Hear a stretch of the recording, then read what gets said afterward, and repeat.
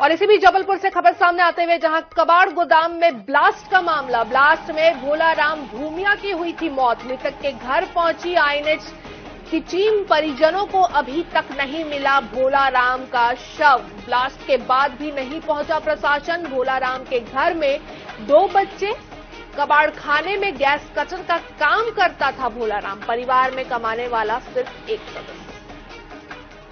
तो कबाड़ खाने में गैस कटर का काम करता था भोलाराम, जिसकी ब्लास्ट में मृत्यु हो गई है। परिवार में कमाने वाला ये इकलौता शख्स था। कबाड़ गोदाम में ब्लास्ट का ये पूरा मामला है जबलपुर के।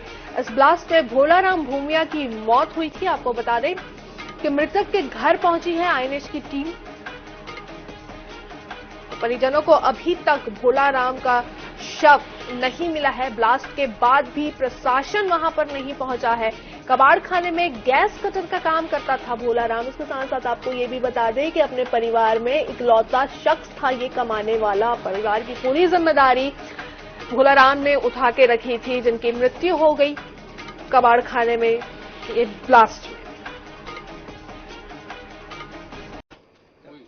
ब्लास्ट हुआ है ना, तो उसके तुरंत बाद हमारे भैया वहाँ पर गाड़ी चलाते हैं रोड में, तो उन्होंने फोन लगा के बता दिया। तो हम लोग फिर वहाँ से तुरंत पहुँच गए थे वहाँ पर। तो मैं बोला ऐसा था, पुलिस वाला घर में कुछ नहीं मिला। बोलते फिर रिपोर्ट आएगी तो बताएंगे। बहुत दिन हो गए, अभी कितना 4-5 दिन आए करते तो मतलब पुलिस भी नहीं आई आपके पास अभी तक? जैसे ब्लास्ट हुआ है ना, तो उसके तुरंत बाद हमारे भैया वहाँ पर गाड़ी चलाते हैं रोड में, तो उन्होंने फोन लगा के बता दिया। तो हम लोग फिर वहाँ से तुरंत पहुँच गए थे वहाँ पर। तो मैं बोला ऐसा था, पुलिस वाला घर में कुछ नहीं मिला। बोलते फिर रिपोर्ट आएगी तो बताएंगे। बहुत दिन हो गए, अभी कितना 4-5 दिन आए करते तो मतलब पुलिस भी नहीं आई आपके पास अभी तक? जैसे ब्लास्ट हुआ है ना, तो उसके तुरंत बाद हमारे भैया वहाँ पर गाड़ी चलाते हैं रोड में, तो उन्होंने फोन लगा के बता दिया। तो हम लोग फिर वहाँ से तुरंत पहुँच गए थे वहाँ पर। तो मैं बोला ऐसा था, पुलिस वाला घर में कुछ नहीं मिला।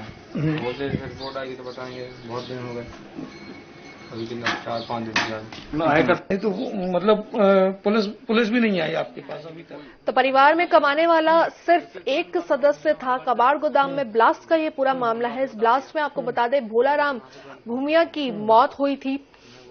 मृतक के घर आईएनएच की टीम पहुंची। परिजनों को अभी तक भोलाराम का शव नहीं मिला है। आपको बता दें कि ब्लास्ट के बाद भी प्रशासन भोलाराम के घर पे नहीं पहुंचा है अभी तक। इसके साथ ही आपको ये भी बता दें कि भोलाराम के घर में 2 बच्चे हैं। कबाड़ खाने में गैस कटर का काम करता था भोलाराम। परिवार में कमाने वाला सिर्फ एक सदस्य था। पूरे परिवार की जिम्मेदारी भोलाराम के ऊपर थी। कमाने खिलाने वाला सिर्फ एक ही था, जिसकी मृत्यु हो गई। मृत्यु के बाद अभी तक परिजनों को शव नहीं मिल पाया है। प्रशासन से कोई भी अब तक भोलाराम के घर पर नहीं पहुंचा है। भोलाराम के घर में 2 बच्चे हैं। कमाने वाला इकलौता शख्स, गैस कटर का काम करता था भोलाराम कबाड़ खाने में। आपको बता दें जबलपुर से खबर हम आपको बता रहे हैं, जहां कबाड़ खाने में ब्लास्ट का ये पूरा मामला है। कबाड़ गोदाम में ब्लास्ट में भोलाराम भूमिया की मृत्यु हुई थी।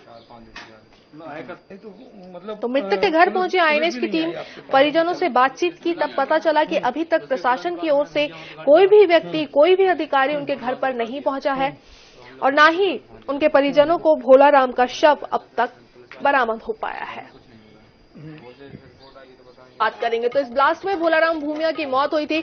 मृतक के घर पहुंची आईएनएच की टीम, परिजनों को अभी तक नहीं मिला है भोलाराम का शव। तो ब्लास्ट के बाद भी नहीं पहुंचा प्रशासन। भोलाराम के घर में आपको बता दें कि 2 बच्चे हैं। कबाड़ खाने में गैस कटर का काम करता था भोलाराम। परिवार में कमाने वाला सिर्फ एक सदस्य था। तो मृतक के घर आईएनएच की टीम पहुंची और आईएनएच की टीम जब मृतक के घर पे पहुंची, परिजनों से बातचीत की, तो पता चला कि प्रशासन से कोई भी व्यक्ति अभी तक उनके घर पर नहीं पहुंचा है।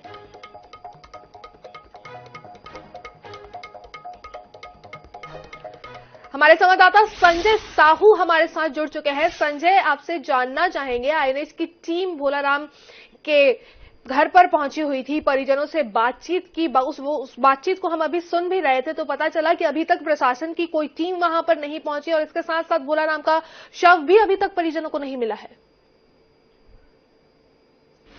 जी बिल्कुल, 25 अप्रैल को एक बम ब्लास्ट होता है जिसमें वहां पर कार्य कर रहे मजदूर भोलाराम की मौत हो जाती। भोलाराम सहित अन्य 2-3 लोगों की भी मौत उसमें बताई जा रही, लेकिन भोलाराम के घर हम जब पहुंचे तो वहां के हालात बड़े ही दुखद हैं। चूंकि घर में सिर्फ एक बालक और एक बालिका है। बालक और बालिका लगातार प्रशासन से गुहार कर रहे हैं कि हमको कुछ तो दे दिया जाए जिससे हम पिता का अंतिम संस्कार कर लें, क्रियाक्रम कर लें, लेकिन प्रशासन उनकी बात भी नहीं सुन रहा है। हमारे साथ उनका बालक जो है वो मौजूद है, हम उनसे ही जानेंगे। बात करें, आपको कब जानकारी मिली ये पूरी?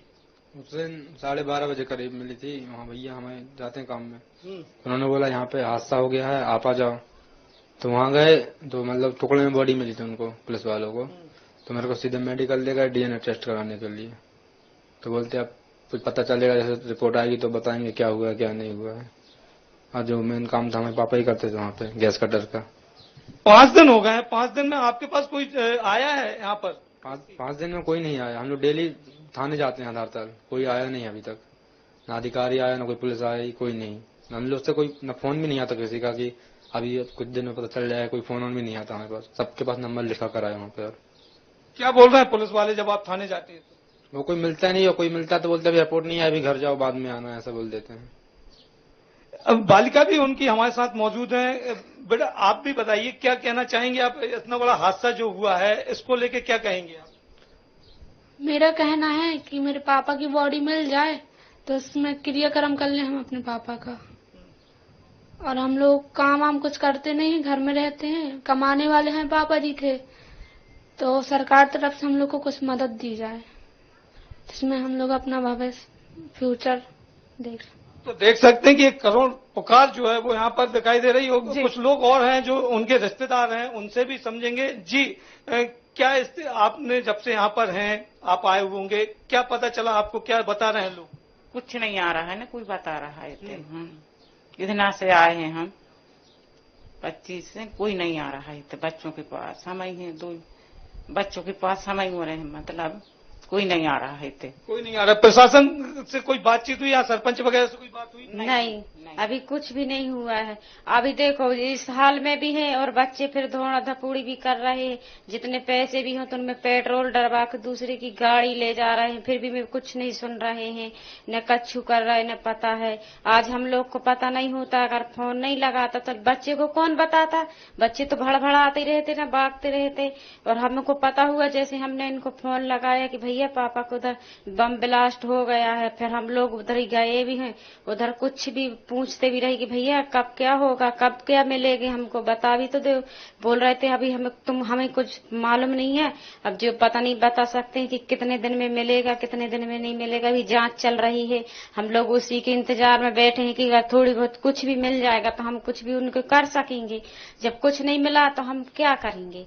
तो देख सकते हैं कि कुछ भी नहीं मिला है। हम क्या करें, आईएनएस की टीम जो है ग्राउंड जीरो पहुंची उनके घर पर और ये पता लगाने का प्रयास कर रहे हैं कि ये मजदूर जो थे, मजदूरों के हालात क्या है, उनके परिवार के हालात जो हैं वो स्पष्ट रूप से बयां कर रहे हैं। चूंकि जो स्थिति हालात बनी है, यहाँ से जब वो 20 से 25 किलोमीटर दूर जाते हैं और अदालताल थाने पहुंचते हैं तो वहां पर ये हालात बताते हैं कि अभी हम कुछ भी नहीं बता सकते, अभी जांच चल रही है। और पुलिस का ये रवैया जो है वो लगातार चल रहा है। हालांकि प्रशासन जो है वो भी यही बात कर रहा है, लेकिन इनके पिताजी कहाँ हैं, उनकी बॉडी कहाँ है, इसका कोई पता नहीं चल पा रहा है। कमाने वाले एक ही शख्स थे जो पर डे कमा के लेके आते थे और बच्चों का भरण पोषण करते थे। ऐसे में उनके हालात जो हैं वो अपने आप में बयां कर रहे हैं। जी तो बिल्कुल जैसा कि आपने दिखाया भी और हमने खुद भी देखा कि उनके हालात जो है वो खुद ही सारी चीजों को बयान कर रहे हैं। अब देखना होगा कि कब तक जो है प्रशासन से इनके परिवार को मदद मिल पाती है। तमाम जानकारी के लिए बहुत बहुत शुक्रिया संजय।